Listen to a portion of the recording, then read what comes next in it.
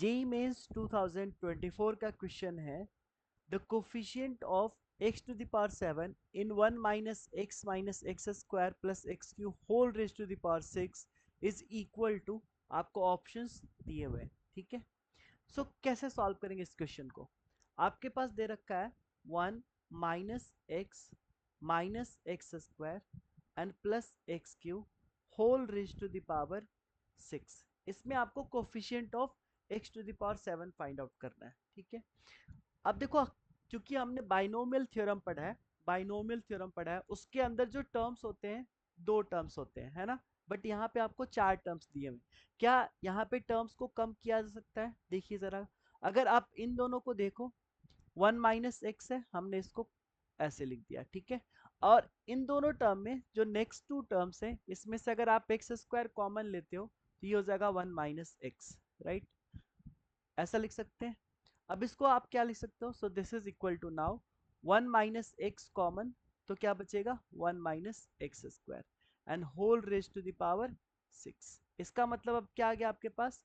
तो यहां से आ गया 1 minus x raise to the power 6 into 1 minus x square whole raise to the power 6।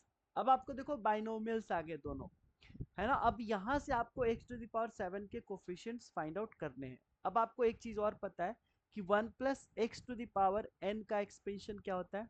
1 plus N x plus, इसके बाद क्या होता है? 1 plus n c zero, basically n c zero मैं लिख देता हूं ऐसे। 1 प्लस एन एक्स का जो एक्सपेंशन होता है, ये होता है n c zero plus n c one x plus n c two x square plus n c three x cube and plus dot dot dot ऐसे ही चलता जाता है n c n x to the power n तक, ठीक है। अब अगर आप 1 minus x to the power 6 का एक्सपेंशन करोगे, जरा देखना, 1 माइनस, देखो आपके पास क्या है, 1 minus x to the power 6 and 1 minus x square raise to the power 6, है ना। इन दोनों का आपको एक्सपेंशन करना पड़ेगा इंडिविजुअली। तो अगर 1 minus x to the power 6 का करें, इस वाले का एक्सपेंशन, तो आपको क्या मिलेगा यहाँ पे? तो देखो, जस्ट हम ये वाला चीज यूज कर रहे हैं, जस्ट एक्स को रिप्लेस कर देंगे माइनस एक्स से, है ना। एक्स को रिप्लेस कर देंगे माइनस एक्स से, तो क्या हो जाएगा यहाँ पे? सो यहाँ पे मिलेगा आपको एन, एन के जगह पे क्या है यहाँ पे? एन के जगह पे 6 है ना। तो क्या हो जाएगा? 6c0 एंड उसके बाद plus 6c1 minus x to the power 1 plus 6c2 minus x to the power 2 plus 6c3 minus x to the power 3, ठीक है। And plus 6c4 minus x to the power 4 plus 6c5 minus x to the power 5 and finally 6c6 minus x to the power 6। ये किसका expansion हो गया? तो ये आपका हो गया 1 minus x to the power 6 का। अब जरा इसका एक्सपेंशन करते हैं, तो इसका एक्सपेंशन क्या हो जाएगा? इसका हो जाएगा वैसे ही 6c0, राइट। इसके बाद प्लस 6c1, अब यहाँ पे x रिप्लेस करोगे किससे? x रिप्लेस हो जाएगा माइनस एक्स स्क्वायर से, है ना। तो क्या हो जाएगा यहाँ पे? Minus x square to the power 1, ठीक है।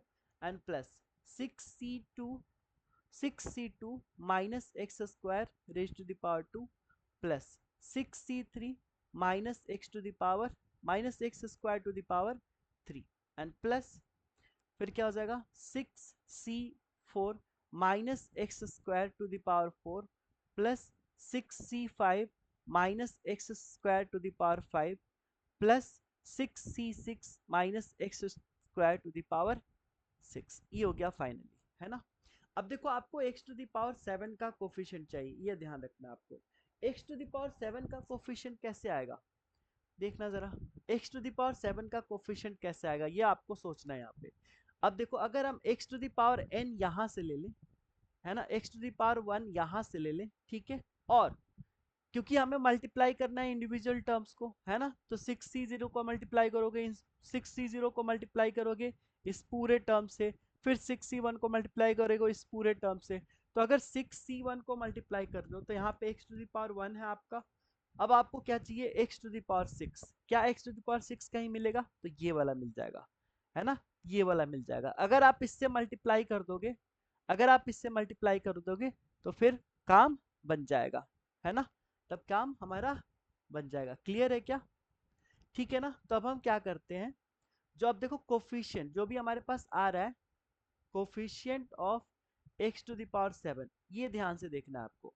ये चीज आपको इतना नहीं करना था एक्सपेंशन, जस्ट मैंने आपको समझाने के लिए ऐसा बता दिया है। तो देखो अगर यहाँ से 6c1 ले लेते हो आप, देखना जरा ध्यान से, 6c1 ले लेते हो यहाँ से, तो इधर से आपको क्या मिलेगा, इधर से मिलेगा आपको 6c3, है ना, क्या मिलेगा, 6c3 मिलेगा, है ना, 6c3 मिल जाएगा। करेक्ट है? ठीक है। अब इसके बाद देखो यहाँ पे भी नेगेटिव होगा और यहाँ पे भी नेगेटिव होगा, तो नेगेटिव इंटू नेगेटिव पॉजिटिव हो जाएगा। ठीक है ना। अब आप नेक्स्ट टर्म सोचो, क्या एक्स स्क्वायर अगर यहाँ से ले तो एक्स टू दावर 5 इधर कहीं मिलेगा? नहीं मिलेगा, है ना, नहीं मिलेगा। अगर मैं एक्स क्यू लूं तो क्या इधर एक्स टू दावर 4 मिलेगा? बिल्कुल मिल रहा है। देखो अगर इस टर्म को आप देखते हो एंड इस टर्म को देखते हो, तो इधर से आपको एक्स टू दावर 4 मिलेगा और उधर से एक्स टू दावर 7 मिलेगा। ये वाला तो आपका नेगेटिव है, तो -6c3 हो जाएगा, और ये वाला पॉजिटिव है क्योंकि इवन पावर है, तो ये क्या हो जाएगा, 6c2 हो जाएगा प्लस। अब देखिए और भी कोई मिल रहा है क्या, और भी कोई यहाँ पे पॉसिबल है? यहाँ पे एक्स टू दावर 4, क्या इधर एक्स टू दावर 3 मिलेगा? पॉसिबल नहीं दिख रहा है। क्या एक्स टू दावर 5 ले, इधर एक्स टू दावर 2 मिलेगा? यस, यहाँ से मिल रहा है। देखिए ये वाला टर्म मैं बता रहा हूँ, हाईलाइट कर रहा हूँ, ये वाला टर्म एंड ये वाला टर्म, है ना, ये वाला टर्म। देखिए यहाँ से आपको पॉसिबल है ना, यहाँ से पॉसिबल है, तो यहाँ पे क्या मिलेगा आपको, यहाँ पे मिल जाएगा अब आपको 6c5 प्लस, ये माइनस में होगा और ये भी माइनस में होगा, तो माइनस माइनस आपका प्लस हो जाएगा, और ये 6c1। इसके अलावा और कोई पॉसिबिलिटी है क्या? नहीं है, नहीं दिख रहा है ना। अब आपको पता है एन सी आर बराबर क्या होता है, factorial n by n minus r का फैक्टोरियल इंटू फैक्टोरियल आर। ठीक है। अब देखो जरा 6c1 इंटू 6c3, एक बार इधर लिख लेते हैं, 6c1 into 6c3 minus minus 6c3 6c2, है ना, 6c3 6c2, 6c3 6c3 into 6c2 and then plus, I think, है ना, 6c5 6c1, 6c5 6c1। ठीक है। अब देखना हर एक को सॉल्व करते जाओ आप फटाफट। 6c1 को सॉल्व करोगे तो यहाँ से क्या मिलेगा, फैक्टोरियल 6 डिवाइडेड बाई 6 माइनस 1 का फैक्टोरियल इंटू 1, यानी यहाँ से आपको 6 मिलेगा, इंटू 6c3 को सॉल्व करोगे तो आपको कितना मिलेगा, 6c3, यानी 6 का फैक्टोरियल, फैक्टोरियल 3 है ना, तो यहाँ से क्या मिलेगा आपको, 5 इंटू 4 इंटू 3, है ना, इतना ही मिलेगा क्या? बेसिकली देखना यहाँ से आपको क्या मिलेगा, फैक्टोरियल 6 को लिख सकते हैं ना, 6 इंटू 5 इंटू 4 इंटू फैक्टोरियल 3, और यहाँ पे आ जाएगा आपका ये हो जाएगा फैक्टोरियल 3 इंटू फैक्टोरियल 3 को 3 इंटू 2 लिख सकते हैं, तो इससे ये कट जाएगा एंड 3 2 जा 6 कट जाएगा, तो 5 4 जा 20 हो जाएगा माइनस। ठीक है। उसके बाद 6c3 आपने अभी सॉल्व किया 20, है ना, 6c3 है ना, एक बार कंफर्म होने, हाँ 6c3 हो गया, और 6c2 कितना हो जाएगा, 6c2 का मतलब factorial 6 divided by factorial 4 into factorial 2, तो इसको आप लिखोगे 6 इंटू 5 डिवाइडेड बाई 2, सो 15 हो जाएगा। ठीक है, कोई दिक्कत नहीं होना चाहिए।